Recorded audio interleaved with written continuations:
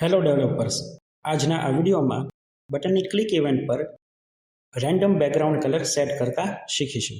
સૌપ્રથમ index.html ફાઇલમાં body ટેગની અંદર એક મેઇન ડિવ ક્રિએટ કરીશું, જેને ક્લાસ આપીશું કન્ટેનર.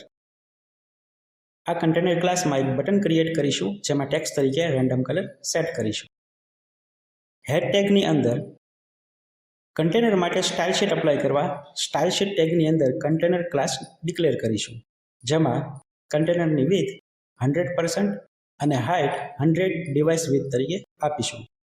ત્યારબાદ બટનને સેન્ટરમાં સેટ કરવા ડિસ્પ્લે પ્રોપર્ટી ફ્લેક્સ આપીશું, તેમજ અલાઇન આઇટમ અને જસ્ટિફાઈ કન્ટેન્ટ પ્રોપર્ટી સેન્ટરથી સેટ કરીશું, જેથી બટન છે એ કન્ટેનરના સેન્ટરમાં ડિસ્પ્લે થાય. ત્યારબાદ કન્ટેનરની અંદર અવેલેબલ બટન માટેની પ્રોપર્ટી ડિક્લેર કરવા ક્લાસ ડિફાઇન કરીશું, જેમાં બેકગ્રાઉન્ડ કલર બ્લેકથી સેટ કરીશું, તેમજ ટેક્સ્ટ માટે કલર પ્રોપર્ટી વ્હાઇટથી સેટ કરીશું. બટનમાં પેડિંગ આપવા માટે 15 પિક્સલનો ઉપયોગ કરીશું, તેમજ બટનને રાઉન્ડ શેપ આપવા માટે બોર્ડર રેડિયસ 30 પિક્સલ અપ્લાય કરીશું. બોર્ડર 0 સેટ કરીશું, તેમજ કર્સરને પોઇન્ટર રાખીશું. હવે બોડી ટેગની અંદર જાવાસ્ક્રિપ્ટનો કોડ લખવા માટે સ્ક્રિપ્ટ ટેગની અંદર કન્ટેનર નામનો એક વેરિયેબલ ડિક્લેર કરીશું, જેમાં document.querySelector મેથડનો ઉપયોગ કરી કન્ટેનર ક્લાસનો રેફરન્સ કન્ટેનર વેરિયેબલમાં અસાઇન કરીશું. રેન્ડમ બેકગ્રાઉન્ડ કલર જનરેટ કરવા માટે RGB કલર નામનું એક ફંક્શન ડિક્લેર કરીશું, જેમાં રેડ, ગ્રીન અને બ્લુ કલર રેન્ડમલી જનરેટ કરાવીશું. તેના માટે એક વેરિયેબલ ક્રિએટ કરીશું રેડ માટે R, જેના ઇઝ ઇક્વલ ટુ math.floor ફંક્શનનો ઉપયોગ કરીશું.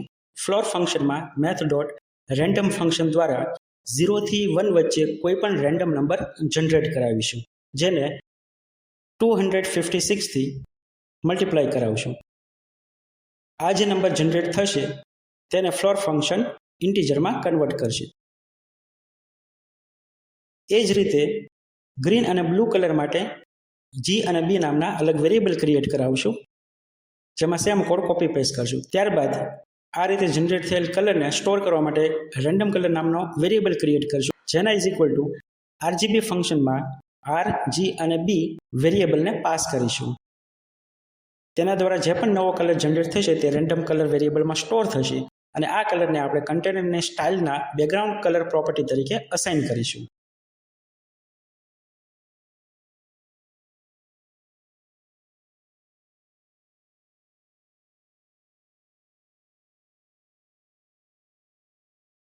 ફાઇનલી RGB કલર નામના ફંક્શનને બટનની ઓન ક્લિક ઇવેન્ટ માટે અસાઇન કરીશું.